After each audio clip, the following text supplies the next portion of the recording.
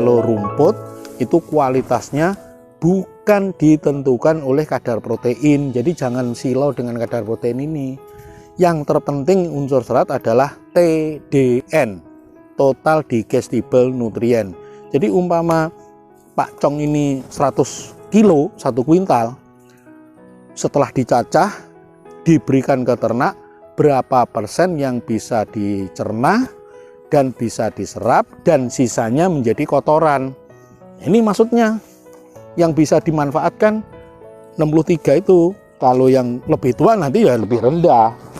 Nah, kalau diproses dengan dicacah menjadi lembut, menjadi serabut dan difermentasi, ini bisa naik antara 5 sampai 8 sampai 10%. Itulah fungsinya fermentasi.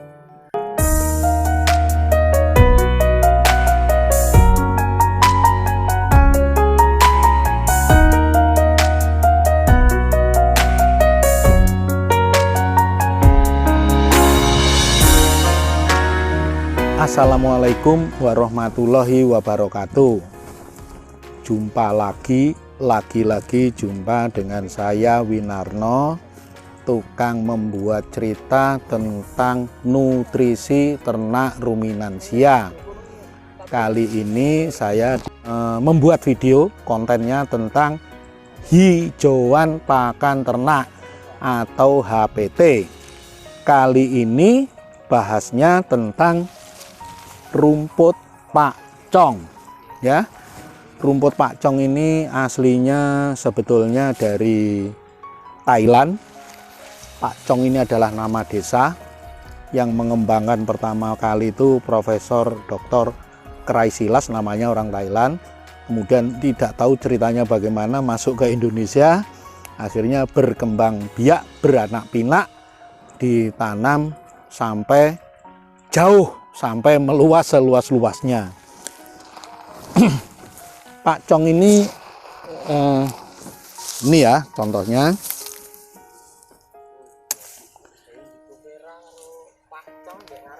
Kadar air ini 70% lebih, ya, kalau baru dibabat. Kadar proteinnya 14 sampai 16%. Tergantung dari tingkat kesuburan tanah dan tergantung dari pemeliharaan, dalam hal ini pemupukan.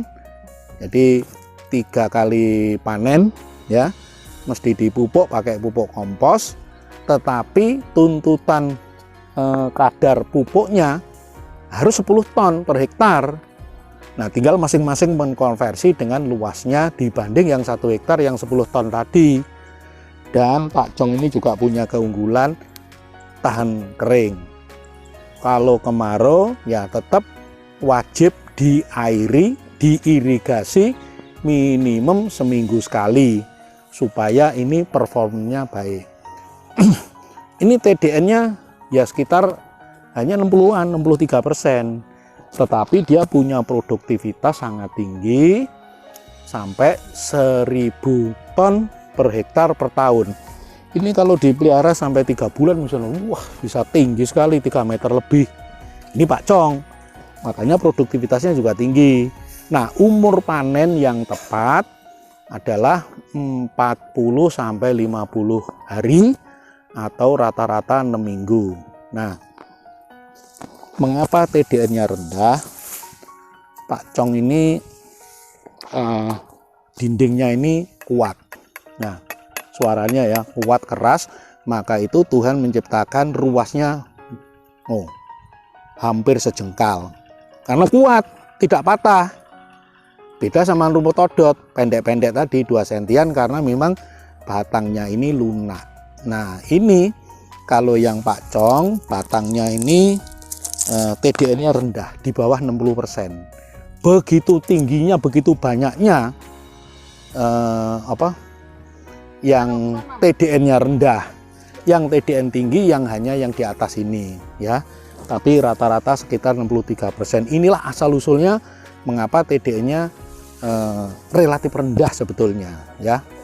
Terus ini kalau dirasakan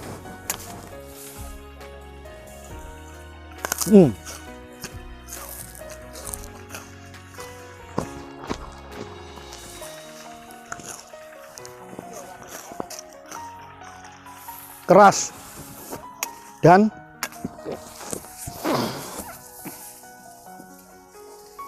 tawar, tidak manis.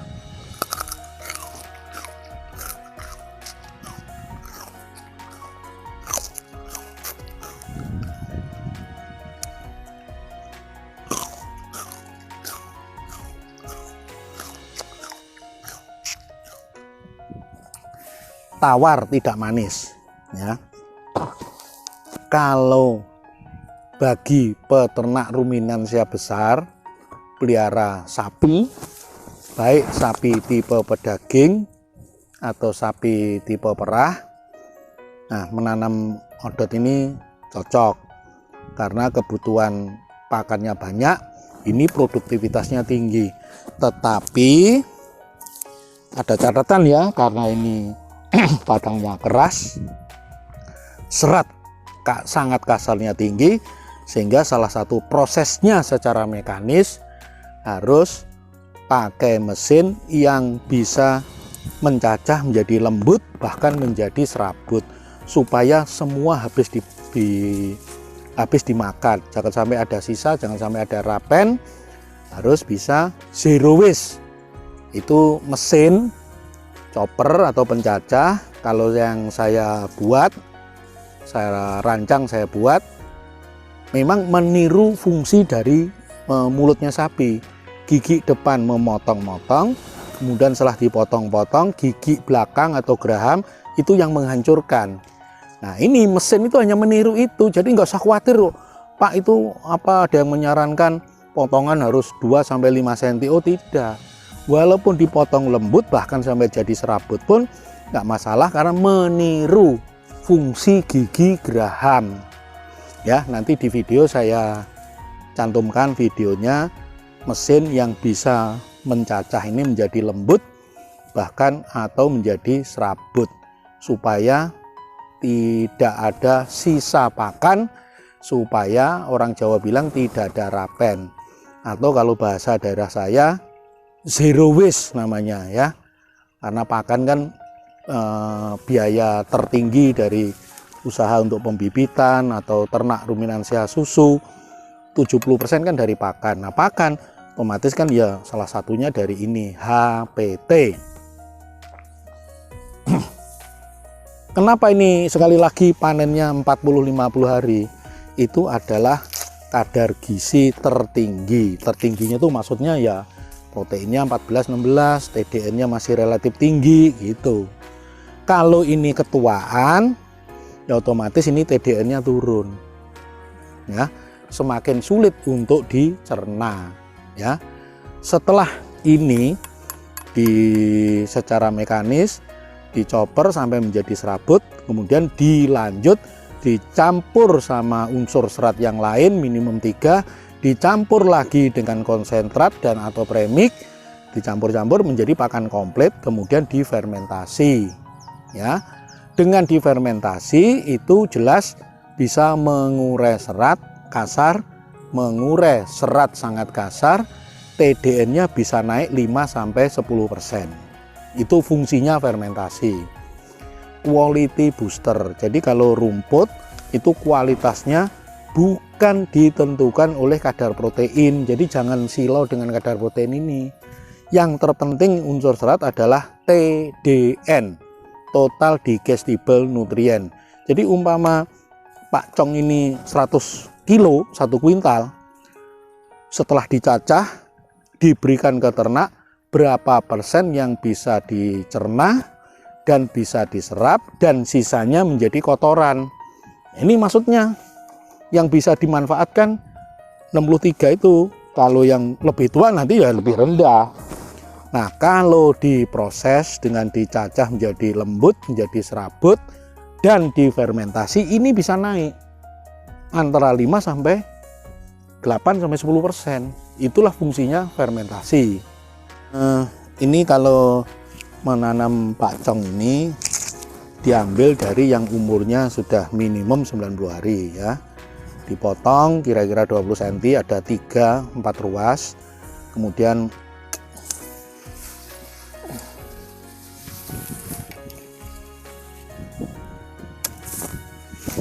Ini arit dari logam klaker, saya buat klaker yang Japan, buatan Jepang, keras, bisa diasah sampai setajam silet, maka itu jangan heran. Nah, ini buatan Empu Mukidi ini aritnya ya, celing. Nah, jadi nanamnya begini kalau saya, bukan miring berdiri begini, tapi posisi tidur sambung menyambung ya, sehingga nanti titik tumbuhnya semua ruas ini akan menjadi titik tumbuh. Sebelum ditanam sebaiknya direndam dulu di air kurang lebih 3 hari sampai muncul ininya apa, calon akar, baru ditanam di lahan, diuruk, nanti tumbuh kira-kira sudah ya 1 jengkal, dipupuk pakai urea, kira-kira jarak 20 cm, ditugal. 1 tugal kira-kira itu besarnya tugalnya itu 2 inci, 2,5 inci, diisi pupuk 1 sendok, diuruk. Nah, nanti seperti dipompa, lebih cepat. Kalau sudah 75 1 meter, dipupuk lagi yang kedua. Pupuknya 50-50 antara urea dengan NPK, sama ditugal jarak dari yang tumbuh 20 cm, ditugal, diisi pupuk kimia 1 sendok. Nah, pemupukan kimianya 2 kali itu saja. Berikutnya atau selanjutnya cukup dipupuk pakai pupuk kompos atau kotoran ternak, baik ternak dari kerbau sapi ataupun dari domba kambing. Yaitu kalau odot perlu pupuk kompos sampai 10 ton per hektar. Ya, 3 kali panen dipupuk sekali. 3 kali panen dipupuk sekali. Maka itu bagi peternak seyogyanya jangan mengambil keuntungan dari kotoran untuk dijual.